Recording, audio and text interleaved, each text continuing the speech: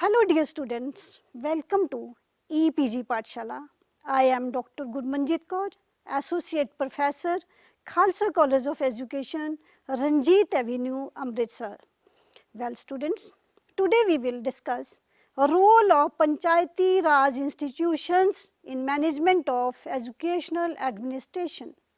After studying this topic, you will be able to explain the meaning of educational management, describe the significance of educational management, enumerate the structure of Panchayati Raj institutions in India, explain the constitutional obligations regarding Panchayati Raj institutions, discuss the role of different samitis constituted for Panchayati Raj institutions, illustrate the structure and functions of Gram Panchayat in educational management, explain the structure and functions of Panchayat Samiti in educational management, and describe the structure and functions of Jila Parishad in educational management.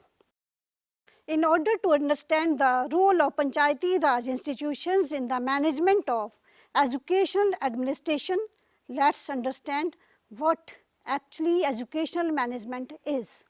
Education is the stipulation of a sequence of learning experiences to students in order to pass on knowledge, ethics, attitudes and skills with the aim of making them dynamic members of society. Educational management is the process of planning, organizing, directing, controlling activities of an organization by utilizing human and material resources for accomplishing the functions of teaching, extension work and research. At macro level, it focuses on educational planning, goals, principles, approaches and processes. In addition, at the micro level, it deals with institutional planning and educational administration. The structure of educational management involves planning, organizing, directing, supervising and evaluating. Now let us discuss why educational management is important.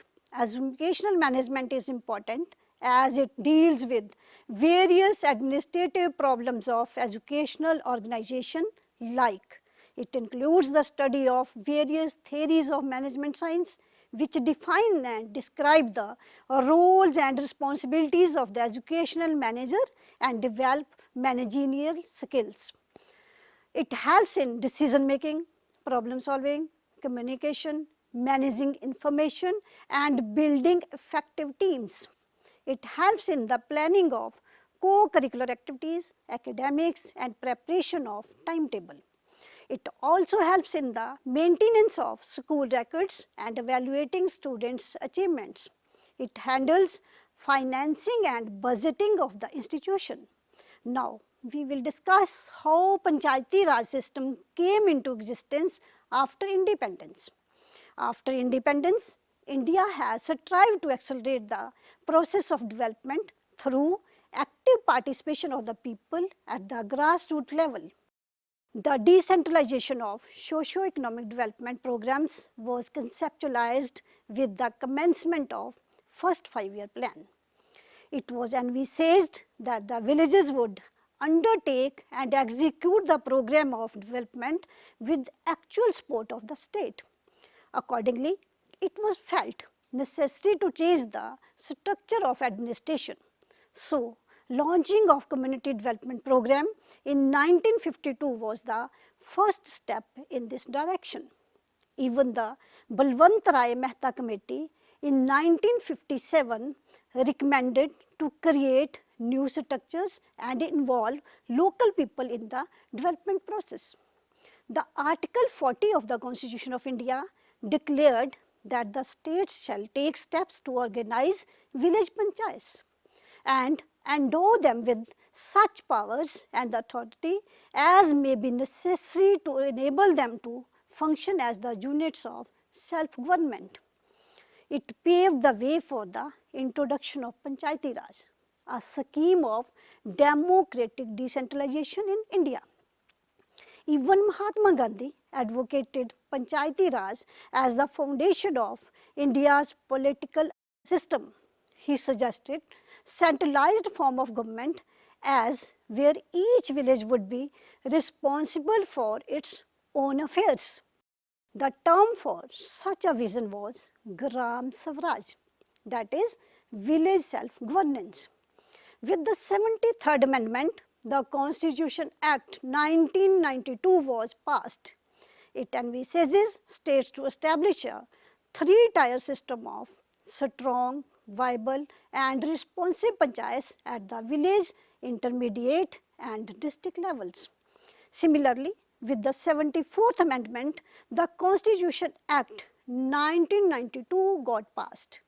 It envisages to establish the municipalities in the urban areas.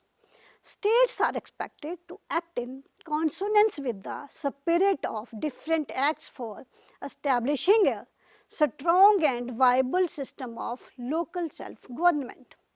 By the recommendations of different committees and obligations of Constitution, these institutions now have sufficient powers, responsibilities and finances to prepare plans and implementation of schemes for economic development and social justice. The Panchayati Raj now functions as a governance in which Gram Panchayats are the basic unit of local administration. The system has three levels: Gram Panchayat at village level, Mandal Parishad or Block Samiti or Panchayat Samiti at block level, and Jila Parishad at district level. The 73rd and 74th Amendments to the Constitution of India added a new chapter in the process of democratic decentralization in India. In terms of these amendments, the responsibility for taking decisions regarding activities at the grassroots level, which directly affects the lives of the people, would rest upon the elected members of the people themselves. Where the development of panchayats is seen as a boon for the villagers, as they can now discuss about the issues with confidence and even seek solutions through the panchayat in their region. The panchayat system has made a common person more aware of their rights even in the rural areas. The good thing about panchayats is their high degree of accountability before the people. When it comes to administrative benefits, the Panchayati Raj has bridged the gulf between the central government and the people in the rural areas. Now, we will understand how educational administration is working under Panchayati Raj institutions. The Panchayati Raj or municipal bodies have an important role to play in the reconstruction of the educational system. It is being realized that there is an alienation between the community in general and educational system in particular. This is the reason that efforts towards ensuring large enrollment, raising retention rate and improving teaching learning process have not succeeded substantially. The establishment of institutions of local self-government may be seen as a significant step in the direction of making the system more effective as well as responsive. The Panchayati Raj or municipal bodies should be made responsible for planning, execution and monitoring of various educational programs at different levels. It may not be out of place to mention that the National Policy on Education and the Program of Action 1992 emphasize the importance of decentralization of planning and management of education at all levels to ensure greater community participation. Keeping in view the recommendations of the Program of Action, the Minister of Human Resource Development, in his capacity as the chairman of the Central Advisory Board of Education, set up a committee under the chairmanship of Shri M. Virappa Moili, the Chief Minister of Karnataka, to formulate guidelines on decentralized management of education in the context of 73rd and 74th Constitutional Amendment Acts. The committee, under its terms of reference, was to formulate guidelines for the management of education at district, sub-district and village levels. The Department of Education, Ministry of Human Resource Development and set up a core group at National Institute of Educational Planning and Administration comprising Shri P.K. Umashankar, Shri Baldev Mahajan and Dr. S.C. Nunna for assisting the Central Advisory Board of Education Committee in its deliberations. The core group assisted the committee in its deliberations by preparing a number of documents, background papers and materials for the use of committee. These areas are the major recommendations of committee regarding educational administration in India. Now, we will discuss about Gram Panchayat institution and its education management.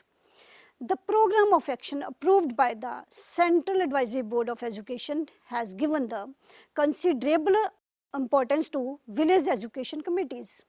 The village normally represents a cohesive community and is ideally suited for promoting programs involving support of the community such as early childhood care and education, primary education, non-formal education and adult education. Village education committees may be considered as the ideal organization to mobilize and involve people in the educational efforts. Now, let's see the role of Gram Panchayat in educational administration where Panchayat comprises a single village. The Constitution's 73rd Amendment Act 1992 was enacted to reform the Panchayat system in India. The legislature of Indian states were given the powers for composing the Gram Sabha and Gram Panchayats. Gram Panchayat is the organization of elected panches by the members of the Gram Sabha of the village. The number of members in a Gram Panchayat depends upon the population of the village. The functions of Gram Panchayat includes implementation of welfare plans, social justice and development, upliftment of women, economic development, etc. Gram Panchayat also plays a significant role in educational management at grassroots level. Central Advisory Board of Education Committee, a report of 1993 also emphasizes the decentralization of powers for the successful educational management. The committee observed that in order to secure effective participation of the people, there was a need for broad-based participative structures for education as distinct from the general Panchayati Raj system. To look after the administration at village level, there should be a Panchayat Standing Committee on Education comprising not less than 15 members. This will include chairman of the Panchayat, one member each from SC, ST, BC and minority categories, a representative of parent-teacher association, an Anganwadi worker, a person interested in education and member secretary, headmaster of primary or upper primary schools.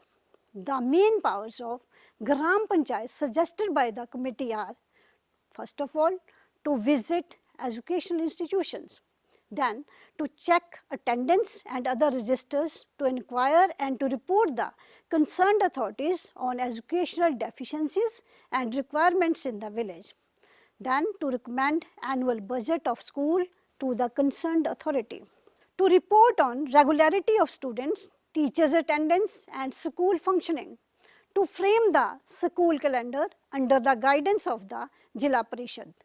Now, let us discuss the role and function of Gram Panchayat in educational management. It has to supervise adult education, early childhood care and education, non-formal and primary education, supervise composite upper primary school under delegation of authority from Panchayat Samiti, promote enrollment drives in primary schools and persuade parents of non-attending children to send their votes to the schools, reduce dropout in primary schools by initiating measures and services for retention, assist in smooth functioning of primary schools, seek support of teachers, youth, women and other for educational and other linked health and welfare programs, then mobilize resources and help schools to have water supply, urinals, playgrounds and other facilities. Prepare plans and proposals within their resources for development of education in the village to attain total adult literacy and universalization of primary education. Then presenting reports and proposals to Panchayat Samitis and make periodical self-assessment of programs of committee's efforts. Coordination with social service department and committees for mutual support. Next is role of Gram Panchayat in educational administration, where village panchayat comprises a group of villages. Almost all the functions are the same. First, village education committee is constituted by village panchayat. It's a subcommittee constituted with not less than 7 and not more than 15 members. These members will include chairman of panchayat or a member of panchayat from the village concerned. One member each of SC, ST, BC and minority categories. A representative of parent teacher association, an Anganwadi worker, a person interested in education from the village, member secretary, headmaster of primary or upper primary school. The main powers of Gram Panchayat in educational management will be to visit educational institutions, to recommend annual budget of school to concerned authority, to undertake construction and repair works entrusted to them, then to report on regularity of students, teacher attendance and school functioning. The main functions of Gram Panchayat in educational administration are to supervise adult education, early childhood care and education, non-formal and primary education. Then supervise composite upper primary school under delegation of authority from Panchayat Samiti, to frame the school calendar under the guidance of the Jila Parishad, promote enrollment drives in primary schools and persuade parents of non-attending children to send their wards to the schools.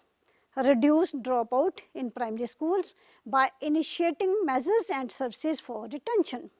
Assist in smooth functioning of primary schools, seek support of teachers, youth and women and others for educational and other linked health and welfare programs.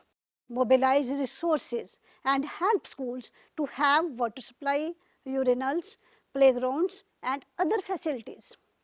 Prepare plans and proposals within their resources for development of education in the village to attain total adult literacy and universal primary education.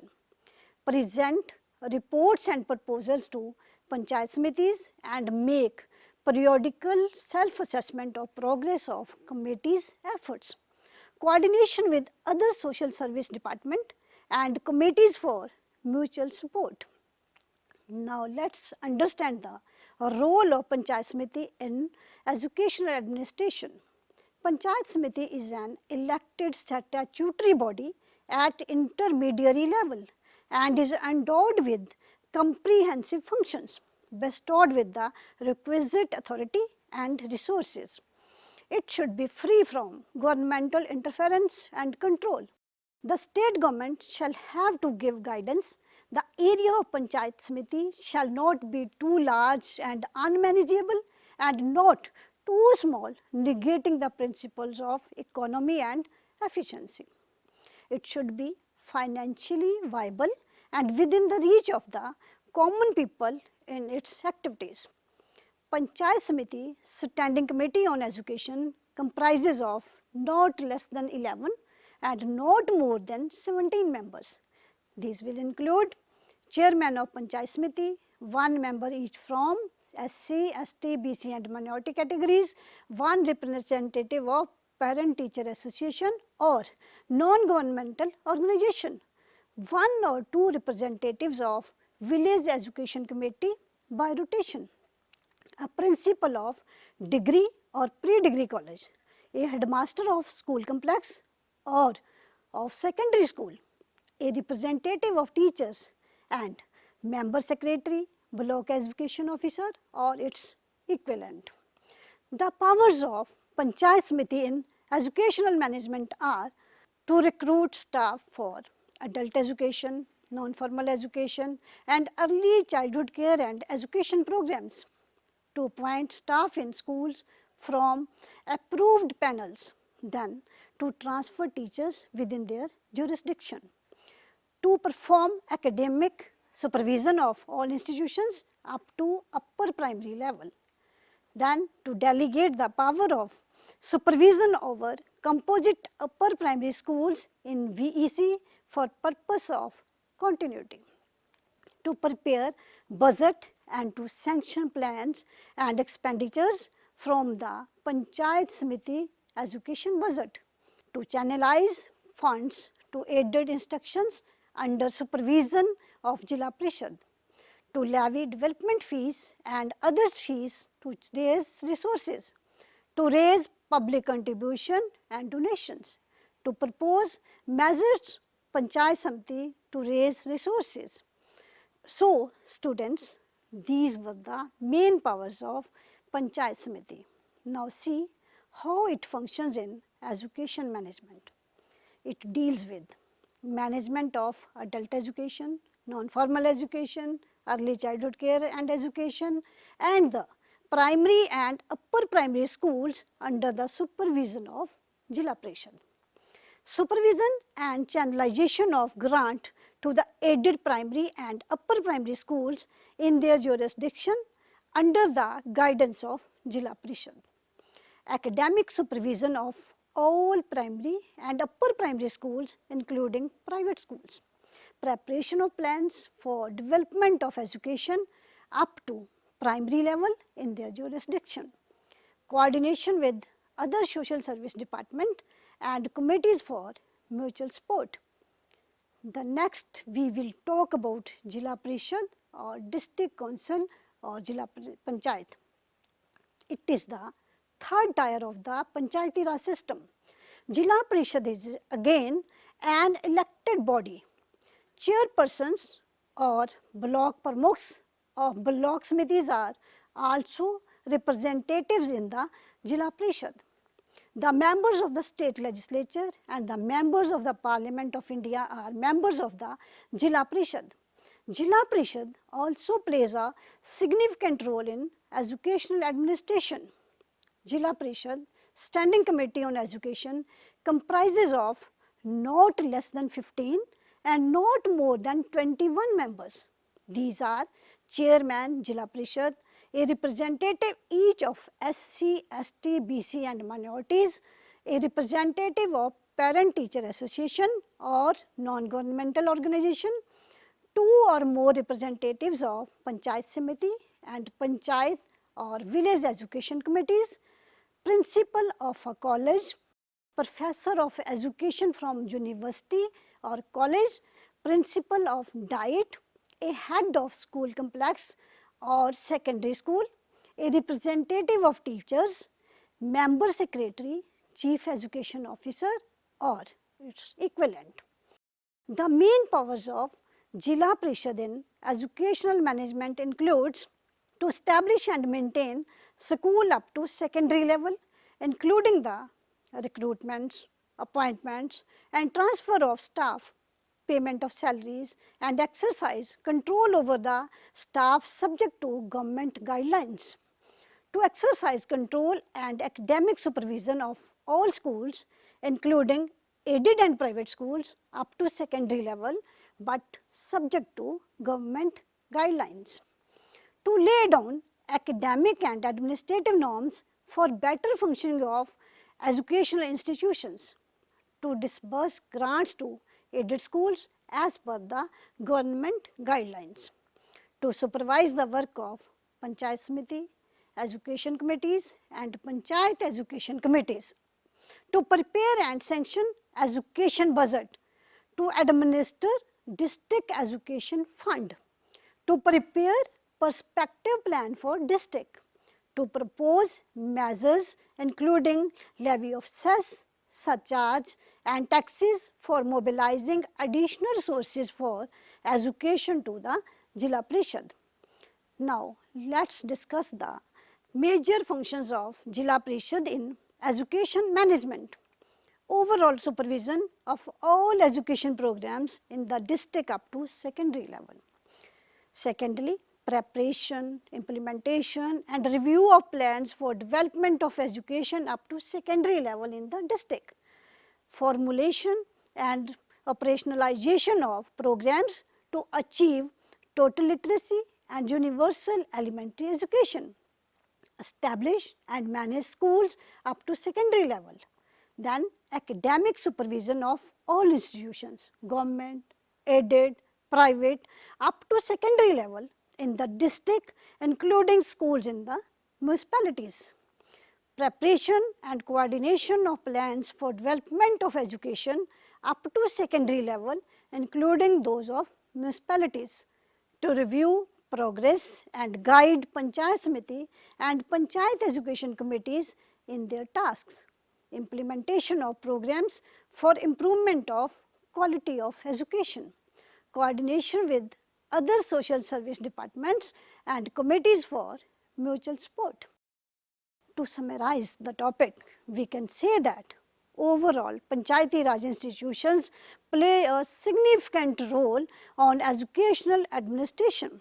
The new Panchayat Act has conferred various powers and responsibilities on the village panchayat in different fields.